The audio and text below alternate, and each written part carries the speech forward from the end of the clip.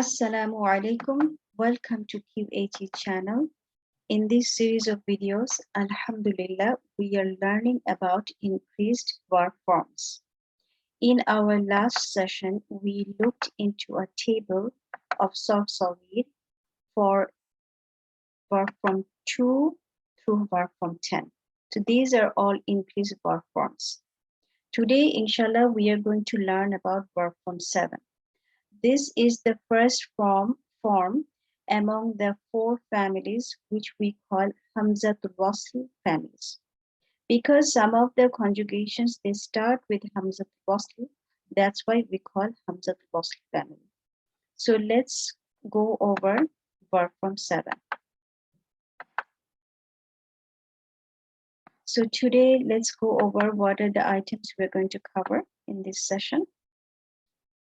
So we are going to go over the introduction of this form. The verbal noun pattern of this form is in VIII. This is a Hamzatul Wasl family. We are going to go over the Formsmزيد table. We're going to look closely of this table for this form. And we are going to look into some of the examples from Quran. Let's now learn a little bit about some of the general characteristics of this form. This form, or you can call this family, does not have any passive patterns. It generally provides a meaning of inflection.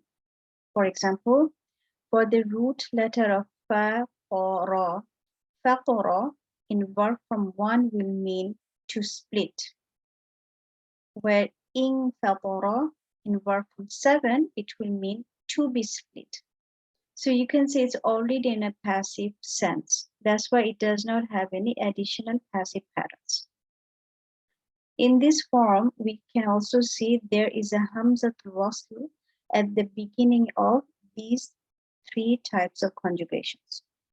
Masdar, past tense, and second person active command, or you can say direct command. These 3 types of conjugations, they carry a Hamzatul Wasl at the beginning.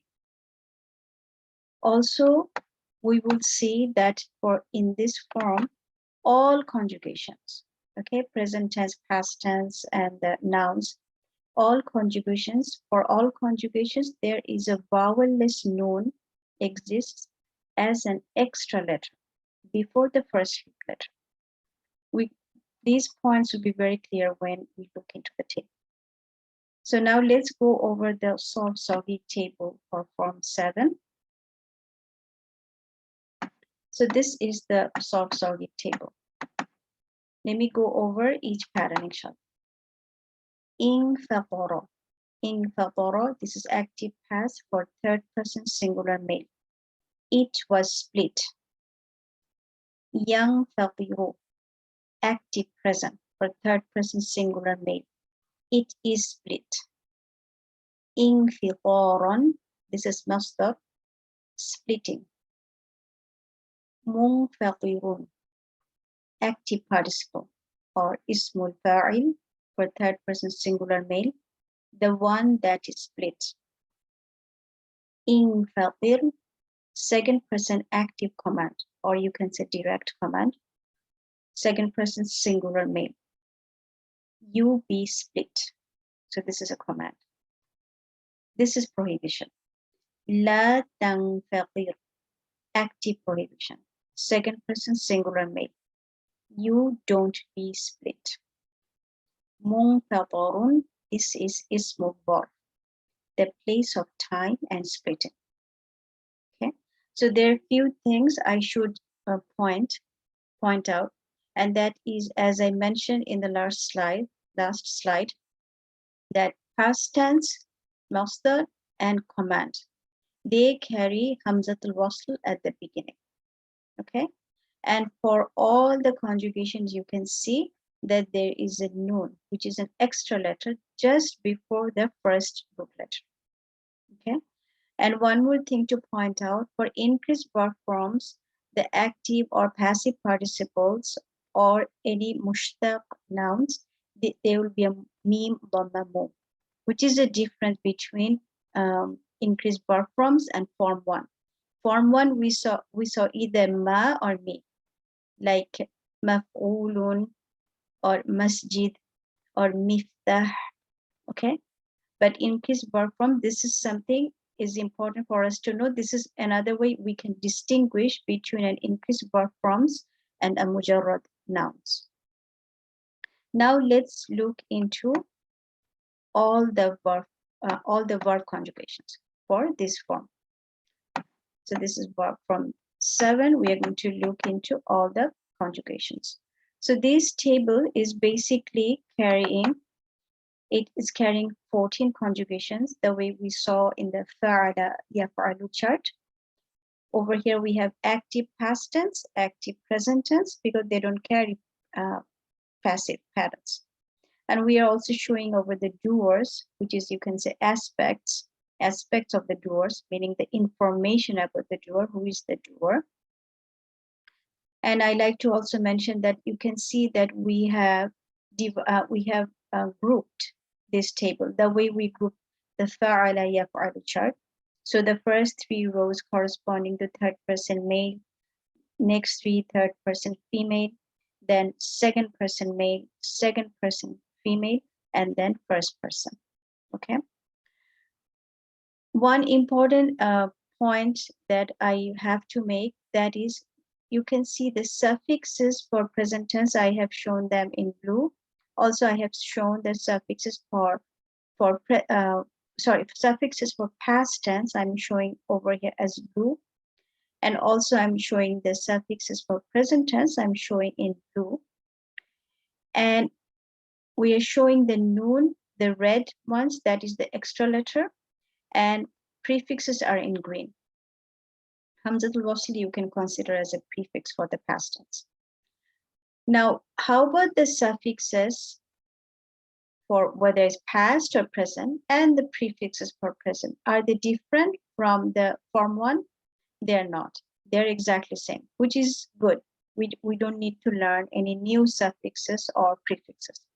So this is exactly suffixes, for example, for the past tense, exactly same what we learned for fa'ala. That's the point I'm making here. For the past tense, the suffixes are as same as that of form 1 conjugations. For example, if I just superimpose fa'ala over here, it will be fa'ala, fa'ala, fa'alu, fa'alat, fa'alata, fa'alna, fa'alta, fa'altuma, and so on. Okay, so we have over here infatara.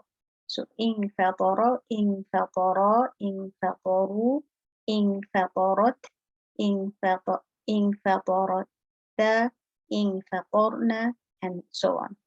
Okay, now for present tense, same thing. That's the point I'm making here. For present tense, the prefixes and the suffixes are as same as that of form 1 conjugations. For example, yaf'al.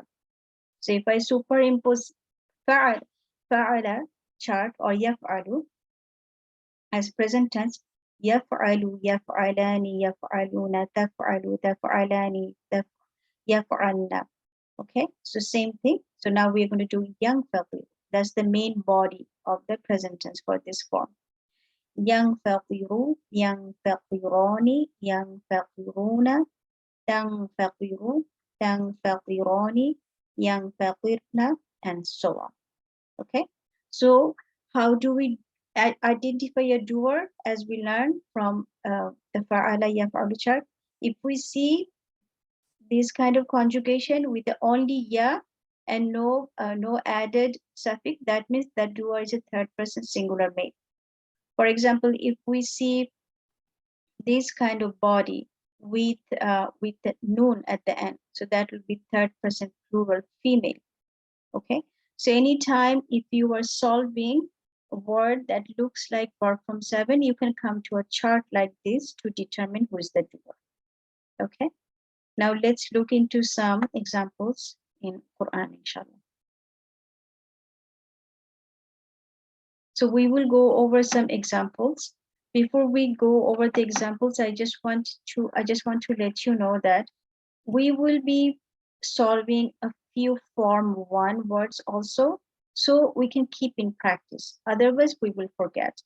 So in this session, we'll be solving Form 7. I will show them as a highlighted. And the Form 1 words, I just randomly chose some. Just to practice, we'll solve them, and I showed them as bold. Okay. So over here, we have few verses I'm showing here that I have already highlighted the verb 7, verb from 7 related words. And I have shown some of the mujarrad or regular simple verbs, which is Form 1 as bold. Okay. So I will just show you the words over here, and I transported the words in a table later on.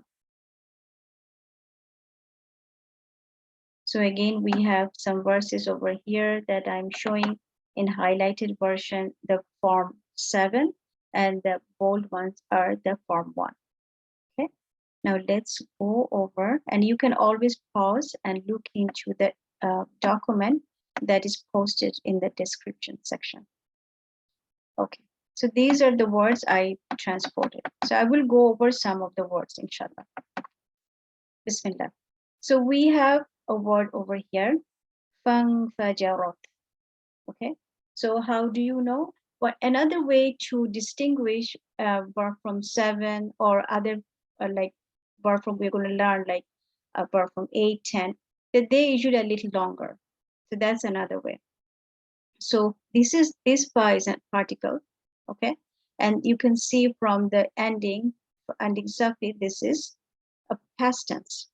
And you can, and also another way you can tell this is one of the Hamzatul Wasl family because it's starting with Hamzatul Wasl.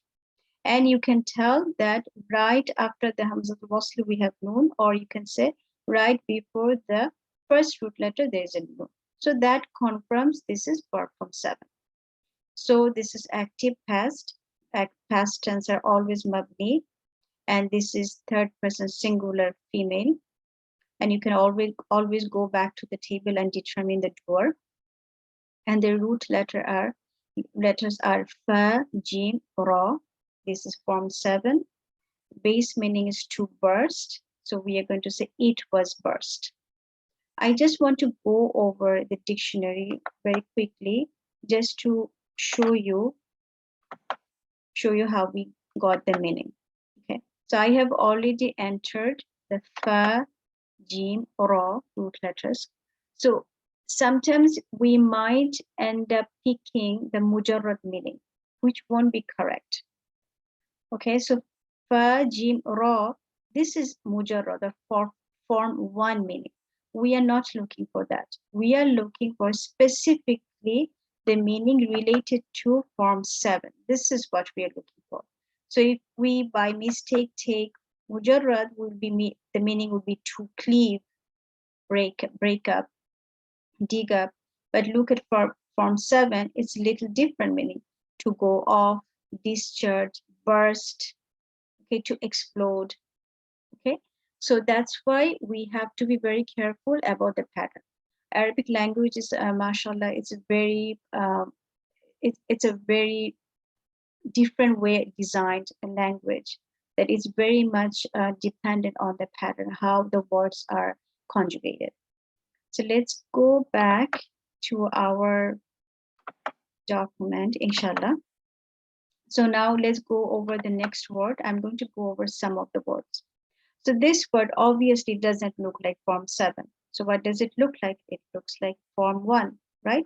We have over here, you don't see any noon, okay? So this is definitely not Form 7. So this is Form 1, and what kind of verb is it? So in Form 1 we saw Hamzatul Wasl. We saw for second person active command, direct command. Okay, so this is idrib. Okay, why I am reading it with kasra? So for mujarrad or Form 1 command verb, if the second root letter has dhamma, I'm going to read this with dhamma. Otherwise, I'm going to read this with kasra. So this is active command. This is jazm. This is second person singular male. Dod, roba. Now the root letters Form 1. It means to strike, and this is a command. You strike. Let's go over the next one. Al-munkhaniqah. Okay, So this is, what does it look like? Obviously from the al, you can tell this is a noun, right? And looking at it, you can see this is, if I stop here, this matches with what? Munfaqiru. Okay, al-munfaqiru, it matches with that. So this is active participle. Okay, this is a doer. This is obviously, there is a dhamma at the end, so this is at the state of proper. This is third person singular female because we have a ta marbuta at the end. And obviously the root letters are kha, nun, qaf. This is verb from 7, meaning is choked to death, the one who is choked to death. This is zubiha, you can tell this is form 1. And it's very obvious, you can, I'm sure you can solve by yourself. Let's go over one more, form 1, liyaqta'a. So you can tell this is form 1 because you do not see any nun. Okay, we already solved this word in a previous session. Okay, lamunqalibun. Okay, what does it match with? If I start with the mu, so it's matched with munfaqirun. If I stop here, it's always good to reduce it to the singular version, so it will be easy for you to analyze. So munqalibu matches with munfaqiru. Okay, munfaqiru. So this is una, so this is plural, and we don't see any ta marbuta or any long ta. That means this is male. So this is active participle, right? Like munfaqiru. This is rofa. This is third person plural male. Root letters are qaf, lam, ba. Verb from 7, to be turned. The ones who are verily turned. Why I'm saying verily? Because we have a lam of emphasis. Okay, this lam is lam of emphasis. So we have to include the word verily or surely or certainly in the name. Okay, let's go over some more words, inshallah. So over here we have some more words. So let's go over, let's say, fanqalaqa. Okay, so obviously it looks like verb from 7, right? Because right after hamzatul wasl, I see a noon. Okay, or you can say just before the first root letter there is a noon. Okay, so this is definitely active past, and this is mabni. This is third person dual male because you have an alif extra, like fa'ala, fa'ala. So there's an alif extra alifs that tells you this is dual. This is fa, lam, qaf are the root letters. Verb from 7, it means to be set free. They both were set free. Okay. Now this is verb from 1, and you can take a look. It's very obvious. Now I'd like to point over here. Let's go over this word. Inqaliqu, inqaliqu. Inqaliqu. What does it mean? I mean, how do I analyze this one? This one looks like a past tense, right? So we need to be very careful. For past tense, if it's past tense, the second root letter will have fatha, like infadara. But when the second root letter has kasra, that is command, like infaqir. Okay, so this is because second root letter has kasra. This is command verb. This is second person active command. Command verbs are always at the state of jazm. Because of this ending, we can tell this is second person plural name.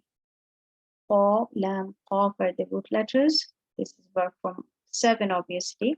To be set free, you all must or should set free. Okay, this is like a comment. How about this one? Okay, so there's a good comparison. This also starts with hamzatul wasl. So how do I know what is it? Is it masdar? Is it past tense, or is it command? So masdar will always have an alif, okay, between the second and third root letter, like infitar. So over here, infisam or infisama. Okay, so that's how we know this is masdar. And we know when it's command, the second root letter will have kasra. So this one is masdar. This is at the state of nasab because we see a fatha. We don't usually assign any aspect for masdar. And the root letters are fa, sod, mim. This is obviously verb form 7. It means split. It's like a split. Okay, because this is a noun. Okay. So these were our words, and inshallah in the next session we'll be learning about the next form, verb form 8. Until then, please keep us in your dua. May Allah grant barakah on all your efforts. Assalamu alaikum wa rahmatullahi.